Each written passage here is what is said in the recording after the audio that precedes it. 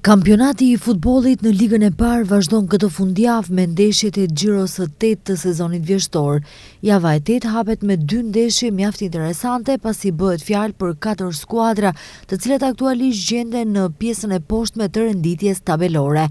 Një ndeshje interesante zhvillohet në stadiumin e qytetit në Gostivar, aty ku do të përballen Arsimi, që akoma nuk e ka shijuar fitoren para tifozëve Vendas, dhe ekipi i Shkupit, që është në një krizë të thellë të rezultateve, por edhe të organizimit në tërësi.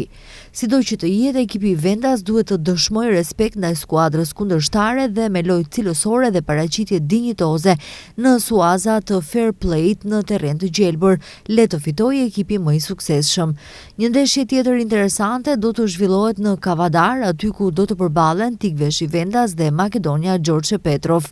Dy takime interesante janë caktuar të zhvillohen të dielën, ku gjithsesi ndeshja në Tetov është derbi i kësaj jave, se kampioni në fuqi përballet nën kampionin nga kampionati i kaluar Sileksi.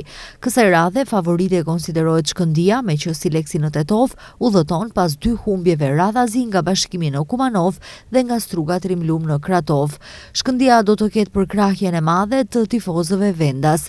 Po të dielën në program është edhe ndeshja Rabotnički apo Brera. Java e 8 do të mbyllet me 2 ndeshje të caktuara për ditën e hënë, ku përballen Bashkimi Vardari, që është vlerësuar si ndeshje e rrezikut të lartë, dhe ndeshja e fundit është ajo mes Struga Trimlum dhe Pelisterit. Të gjitha ndeshjet e Xhiros së 8 fillojnë në orën 15.